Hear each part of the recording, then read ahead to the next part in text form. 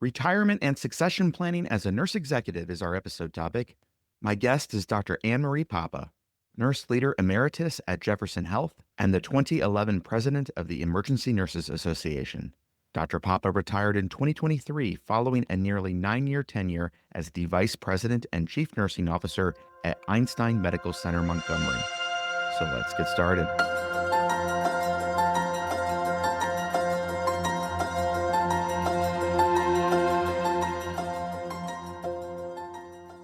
Welcome to the BRG Nurse Executive Podcast.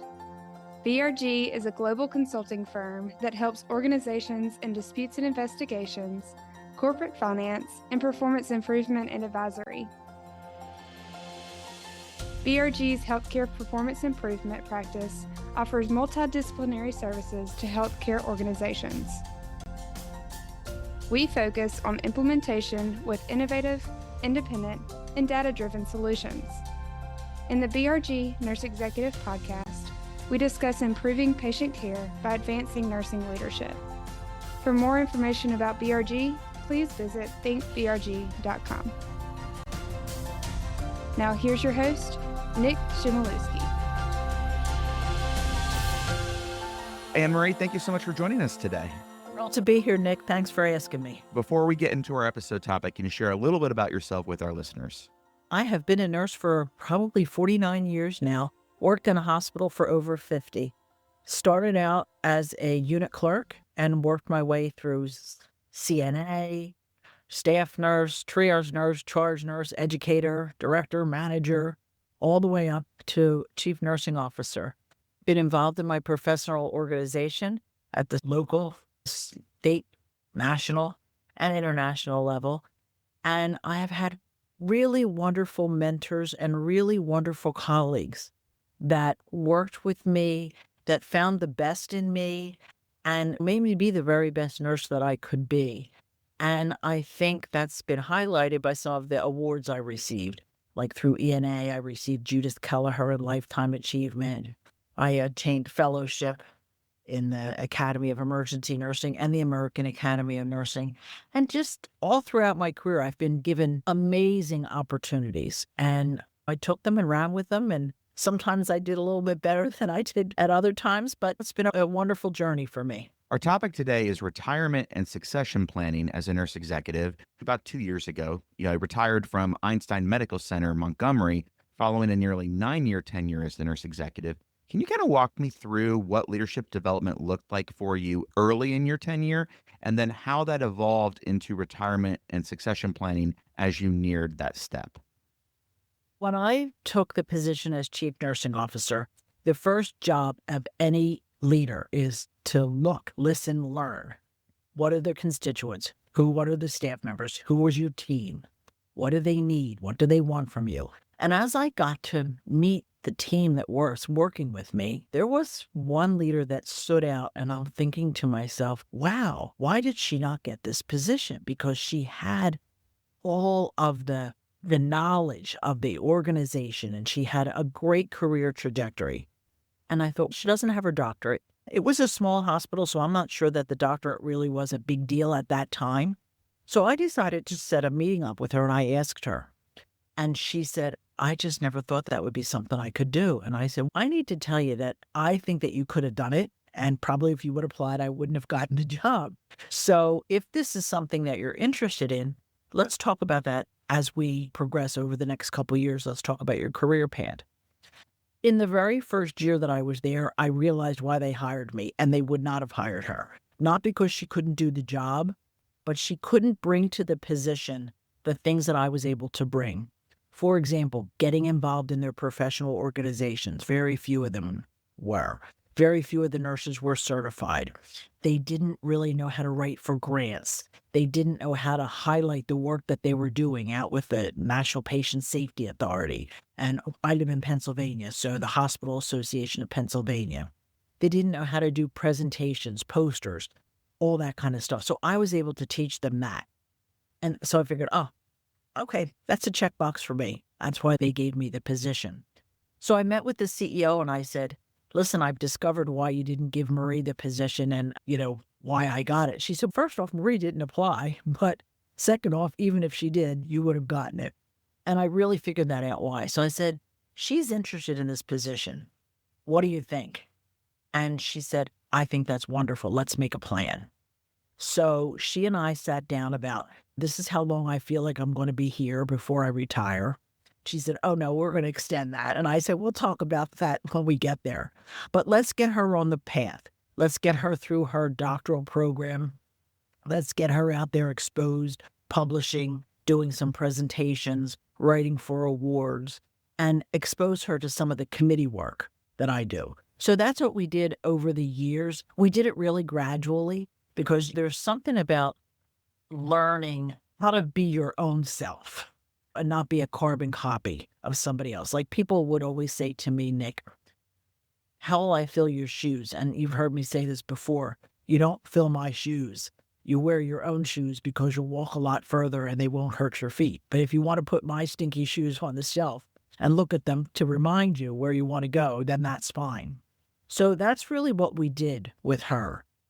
And then when it was time for me to retire, they came and asked me if I would stay for 2 more years, because at that time we were joining with Jefferson. And they felt like a change of leadership at that time would be challenging to the staff. And it absolutely would have been. So I said, that's great. We'll do that. But let's continue a formal plan.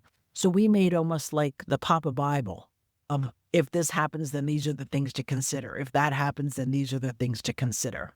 If you're doing XYZ with the board, these are the kinds of things you have to do. And then we included Marie on just about everything that I did within that last year. And she's been phenomenally successful in the role of CNO. It was really seamless. And the staff, when I go back, they'll say, oh, God, Marie's doing such a great job. We're so happy to have her and blah, blah, blah. And they say, oh, but we still miss you. And I said, no, that's exactly how it should be. You should not be like missing me or feeling like there's a missed beat. It should be that seamless transition. And it really was for her and for the staff. And I think that was my CNO role. And I've tried to do that with every other position that I had to. Find that person and pull them in and give them an opportunity. So if I understand correctly, very quickly within the first year of you being CNO, you've decided ideally who your successor is going to be. And then the remaining 8 years was cultivating and developing that individual into that role. So when you think about that, though, you have to think about who's going to take her role. Okay. And how's that going to go? And so that's the kind of thing that we were very open with the leaders about that. Like I would sit with the leaders and I'd say, the only reason I got this position is so that you all could publish and present and win awards. Marie can do the work. She just didn't know that. So we're going to teach you all that.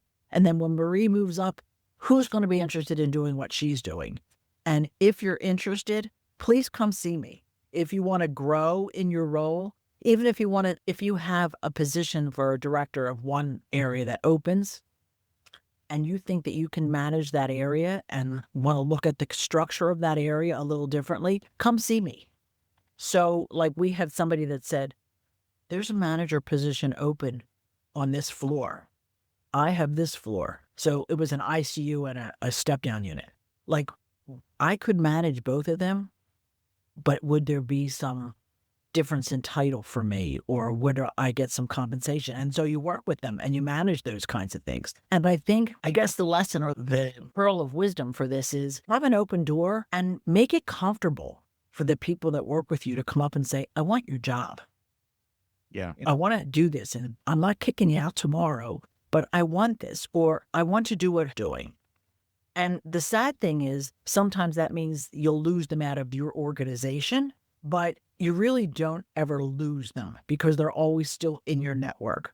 And with our network at Jefferson, there's 18 hospitals and sites that people can go to now. So if they want to move or grow and progress, sometimes they'll progress out of your small microcosm organization, but they'll go somewhere else within the system. Let's assume for a moment that I was a director and a peer of Marie's, and I also was on a trajectory where I aspired to one day be in CNO. How apparent was it that you had a successor planned within the community. And I'm just wondering how, if there were people in the organization that were like, Marie is AnnMarie's golden child, and there's no opportunity for growth for me here because it's already been decided, or the writing's already on the wall of this is what's going to happen. Does that make sense? Absolutely, absolutely. And it makes perfect sense. But remember, I said at the very beginning, I listened and learned and understood what everybody's goals were. Okay. Okay. So we had, and every year, So that and not just situation did not exist no, there. Okay. if it did, and I actually did have somebody else that was interested in the position but came to the organization later, we gave that person opportunities as well. Okay. Okay. But that person soon came to realize that wasn't their bailiwick. That wasn't their. So they moved on and definitely got another wonderful position that was much more. It was in informatics, but it was also that chief nurse level. I'm also hearing from you that structure for you is, in terms of leadership titles and organization of your team, is a very fluid process as it relates to who we have, what their skill set is, and that we're not going to create a structure and then figure out how to fill it. It's more of a, I get the right team, and then we'll figure out the structure based upon that team. Tell me more about that. I've never been one that was into titles. I don't care what you call me. I don't care what title I have.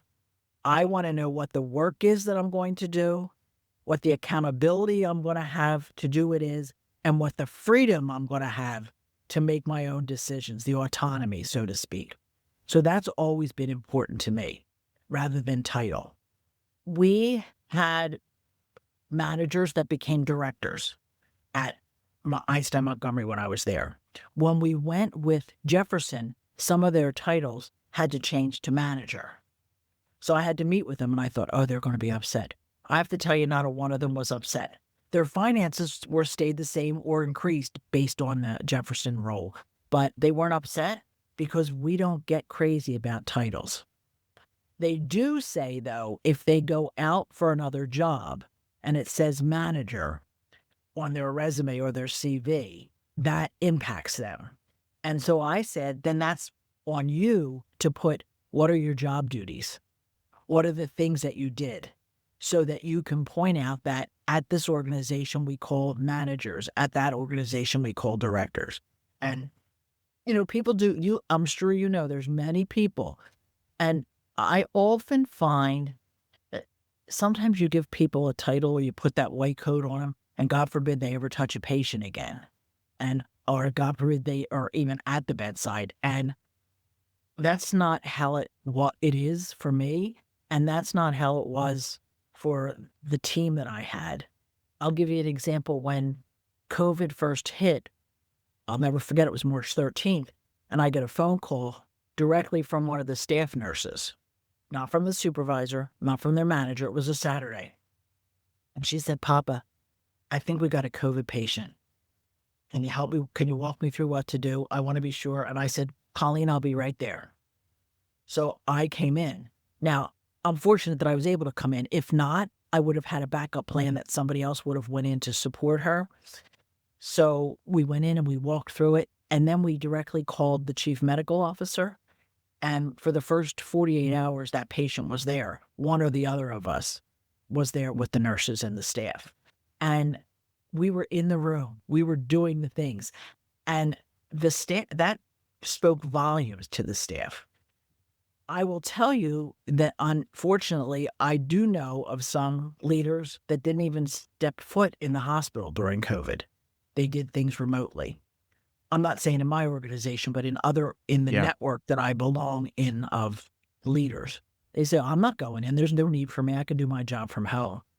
And that really speaks to your team. So I think when you're trying to cultivate new leaders or trying to cultivate people that are going to be successful to succeed in any role in leadership, that ability to be present in the moment with people and that ability to build a relationship, I think that's a top skill. Your title now is Nurse Leader Emeritus at Jefferson Health. How'd you get that title? And what are your job responsibilities in that? Are you still employed? Is that an employed position, or how's that work? Yes, it's an employed position. that line in your job description, other duties as described or as required or as assigned, whatever That's your it says. entire job description now? That's my entire job description. Okay. When I told everybody I was going to retire, they had a 2-year notice. And then, of course, after a year, can you just state, no, 1 year more, I need to go. I want my time. And we have a very wise chief nurse exec at Jefferson, who I worked with years ago in a director role at Penn. So, you know what it always says, the person that you're seeing today, you're going to be seeing them tomorrow. So just be careful who's on the other side of that chair or who's on the other side of that desk. What are you doing? But anyway, her name's Kate Fitzpatrick. And she said, Papa, I know you want to retire. I know you want to go to the beach. I respect that. But I want you to know I don't want you to retire. And you have that job for as long as you want it. I have other opportunities that could give you more growth with more of a system type CNO. I said, no, Kate, my retirement date is this date. She said, okay, I want you to know I still want you on the team, and I am working with HR to make a position for you. And we talked about it, and we came up with the title emeritus. And she said, yeah, nurse leader emeritus. That's what we're going to call you. And I said, okay, what's my job? And she said, whatever I ask you to do. And I said, okay, I got it. So cool. My job consists of helping nurse managers get acclimated to their role. We have a formal program with the Nursing Academy that's a Catalyst program. And there's actually now another nurse leader emeritus. She retired a year after me. And we mentor them through a project. We transitioned from one vendor for CPR and ACLS to another. And there were 2 brand new project managers on that. So my role was to help them, not to do it for them, to help them. And I think that's an important skill when you are mentoring others, not to do it for them, but just to have them find their way to do it. And Nick, I have to say their way may not have been exactly the way I would have done it, but their way still is going to be successful. And we talk about that, and we talk about why they want to go down this path. And we talk about why I might consider going down another path, but we're going to go down their path and we're going to work it through. Because you don't want to make people a carbon copy of you. You want to make them the best them that they can be. That's really important. So my nurse leader emeritus job is whatever the chief nurse executive decides she wants me to do. Sometimes it's writing awards for this and helping teams write their award, reviewing their application, helping them with budgets, that kind of thing. It sounds like a elderly stateswoman designation where you don't have to deal with all of the politics anymore. You don't have to deal with the budgets per se. You're a reliable, trusted advisor that the chief nurse executive can count on you, where I know that I, as the nurse executive, need to invest time on this because this is important. To do that would mean I'd have to sacrifice something else. So I trust the nurse leader emeritus to act on my behalf in coaching this person to success. Is that, or this project to success? Is that? Everything except the word elderly. Okay. All right. You're retired. So even though I am getting elderly, I guess I should say vintage. I don't know. Okay. All right. Fair enough. But you know what? We jokingly, Nick, what we definitely say is Papa's in preferment. She works when she prefers to work. So if there's something that comes up and she says, hey, this is what's going on. If I have the bandwidth, I do it. And if I don't, I have the great relationship with my CNA that I can say, Kate, no, I can't do that right now. But I can have help XYZ, or XYZ can do that. Or did you consider this? So it's not like everything she throws at me I have to take. And we have a really comfortable, fluid relationship. And sometimes I'll be rounding in the hospital because I work on a couple projects that are in the hospital, or I'm doing a presentation for them on team building or something, and I hear something. So I'll say, oh, I could help with that. Let me just touch base with her. So I touch base with her, and For reporting purposes, there's somebody else that does my payroll and whatever, and my evaluation and everything. Kate has input into it. We were just at a day on the Hill with the Organization of Nurse Leaders in Pennsylvania, and my boss on paper was there. His name was Andrew. And I tell everybody here, this is my boss, Andrew. And they said, oh, God bless you. How are you going to keep her under control? He said, I don't try. Just some technical questions then, if you're comfortable going into this. Sure. Is it a salary gig? Is it hourly? How's that Hourly. work? It's It an is hourly rate. Okay. Uh-huh. So and we you're negotiate that hourly rate. okay. Fair enough. So And you're I put in, you're a per I diem put- nurse executive, basically. basically, yeah. Okay. But it's called Nurse Leader Emeritus. Yeah. Uh-huh. Okay. All right. Cool. That's an And interesting we role. actually have other emeriti positions in the Jefferson system. I don't know. Do you know Barb McCormick? She and I did a presentation on emeritus because prior to me retiring in the New Jersey site for Jefferson, Helene Burns was the chief nurse executive there at the time, and Barbara was getting ready to retire. She also worked with Gwen Parasatwell in the military, but she started an emeritus program for educators and managers so that when they were leaving, they could come back and do, again, hourly work to assist with some education programs. So she actually, I think we put in to do a presentation this year for one of the conferences, and we've done one before. And she talks about what does that look like for that level, and then I talk about what that looks like for the executive level. How many hours roughly a week are you working? I assume it varies from one to the next, but what are we talking about, and how often are you going to the hospital? I probably go into the hospital once a month. Okay. In the summer, I don't go at all because, I'm at the beach and I'm not dry enough. Okay. Fair enough. But the job that I'm doing does not require me to go into the hospital. So I probably go into the hospital maybe once, sometimes twice a month, because sometimes I'll go in and I'll serve the night shift when we have a holiday meal. Okay. I like to do that because then I get to reconnect with people. So I work anywhere between, the least I work is 4 hours a week, and the most that I've worked is 24. Okay. Thank you very And much that's for that. typically because I have to go to an all-day meeting that takes up time. But it's the best job ever. If you could do this at the beginning of your career, Yeah, no kidding. there would never be. I don't ever think this is something that I will tire of. They may tire of me before I tire of them. I know that you are probably threading this needle exceptionally well, just knowing you, AnnMarie, but can you talk a little bit about how you have to thread the needle in that role of letting that individual run their own project or develop on their own, and the role of a coach versus doing it yourself? And is that difficult for you? And how do you stay cognizant of staying within the lines of that role or the intent of that role? I think it's not difficult for me because when I was younger and people were trying to mentor me, they were trying to make me into them. And I knew that I didn't want to do that. You learn so much from leaders that are fabulous, but you also learn a lot from leaders that aren't that good at what they do, because then you know what you don't want to do.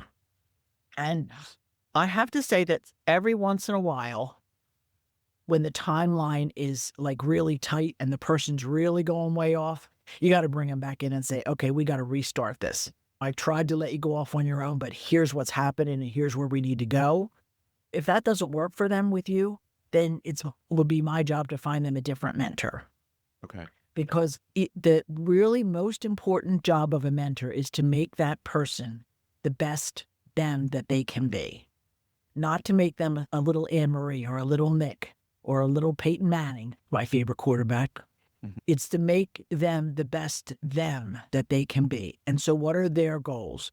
What are their strengths? What are their opportunities? What areas do they want to develop? I will tell you, from the time I've been a child, I've been told I don't have attention to detail. Absolutely, I don't.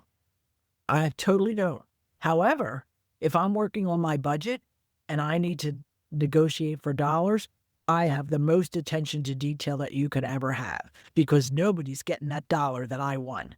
No other department is getting that dollar that nursing wants, because I work hard for that, so I can have that attention to detail. But I surround myself with people that have that attention to detail. So I'll say to them, here's my plan. Will you take a look at it? Be sure I didn't miss something. But if you want somebody that's going to be an out-of-the-box thinker or creative or courageous, as I have no problem being that person that can respectfully disagree and have some good constructive conflict to make a point, or to really be sure that you have all sides of a story heard. That I'm great with. When I'm trying to mentor somebody, I don't want to change the skill that I don't want to make them have attention to detail if they don't have it. I want them to understand how to deal with that weakness. How do you deal with that opportunity? How do you surround yourself with other people? Maybe you don't like to speak out in public, but maybe you're a great writer, or maybe you're great to help other people to speak out in public. Okay, maybe we're not going to go right out to speak at a conference with 15,000 people. Maybe I'll have you start out at a meeting, and we'll see how that goes. And if it goes and it grows, that's fine. But if it doesn't, and that's not what you want to do, then that's not the road that we're going to go down. So it really takes a lot of time, a lot of effort, and a lot of thought in the beginning of the mentor-mentoring relationship or the coach-mentoring relationship, so that you can understand what the person that is asking you to mentor or coach them really wants to do. And sometimes you can't do it, and you have to say, I'm not the best for that. When I was a new manager at Chestnut Hill, one of the pharmacists, the leader of the pharmacists, came and said to me, hey, AnnMarie, can you want to have coffee? And I said, well, I'll drink coffee. And he goes, let's have water. Let's go to the cafeteria. I said, yeah, sure, let's go. So we went, and he said, you've been here 6 months, and I have to tell you, I love working with you. It's great. I love the energy. I love this. He said, but let me tell you something. Your mind works 20 times faster than everybody else sitting at that table. He said, you're an ED nurse. There's a problem, you fix it. You're this, you check it. And he said, sometimes when you come up with an answer to a problem, nobody else will talk because they think, oh my God, she's right. So I'm just going to give you some advice. He said, I'm not telling you not to say it, but he said, I'm telling you to wait till the very end, or maybe not say it at the first meeting. And I have to tell you, Nick, that it was Scott Bickle that gave me that. And that was one of the best pieces of advice I ever got. Because as a staff nurse, what do I want to do in the ED? There's a problem, I fix it. There's an issue in triage, I move them. But in management and leadership, you still want to fix it. But when there's a lot of other people at the table that don't think as quickly as you, or not, or in that ED mode, then you don't want to appear like, and he said, people don't think you're a know-it-all. That's not what, and they love working with you. It's not like that. He said, it's just, I can see as we go on that you might have a problem with that. And I said, wow, thanks so much. Any closing thoughts as we wrap up this episode? I always tell people to be grateful for the people that got you to where you are, and consider dropping them an email or sending them a note to thank them, to say, hey, I thought about you today, and I thought about XYZ that we did. And because that really makes a difference. As president of ENA, we had to write columns every month or so for the Gen. And often I referenced people. And one of the things was they asked me why I decided to become a nurse. And it was because of this woman that lived around the corner named Mrs. Sweeney. And I was writing about it. I guess about 6 months after that published, or maybe even longer, I got a phone call. And they said, is this AnnMarie Young? And I said, yeah, AnnMarie Young Papa. You know, she goes, this is Margaret Rose Selhat. I said, oh my gosh, how are you? What's up? I haven't heard from her for years. She was Mrs. Sweeney's granddaughter, who I used to babysit. She said, I was in the doctor's office. I saw a journal of emergency nursing. I was reading the first article, because the president's article usually was the first. And she said, and I bawled my eyes out because I read about my grandmother. Aww. Now, do you think I wrote that for her to read that? Nope. No, but... Nope. Yeah. So I guess what I'm saying is I had the opportunity to reflect on people, and I will do that. I will pay that forward. I'm going to write that. So as people listen to this, I hope they think about that. Who helped them? And sometimes it's just a little short email, a note. I'm into handwritten notes. I like them. And my hope is that people continue to pay forward the things that the doors that were open for them. I hope they open them for other people. And enjoy, if you're going to go into retirement, go into it with a positive attitude, because you're going to love it. And there's still many things that you can give to your profession and to your whole network. Retirement and succession planning as a nurse executive has been our episode topic. We also learned a new word, preferment. I like that word. Dr. AnnMarie Papa, thank you so very much for your time today. Thanks to you too, Dr. Nick. You've been listening to the BRG Nurse Executive Podcast, which focuses on improving patient care by advancing nursing leadership. The views and opinions expressed in this podcast are those of the host and podcast guest and do not necessarily reflect the opinions, position, or policy of the guest employer, Berkeley Research Group, or their other respective employees and affiliates.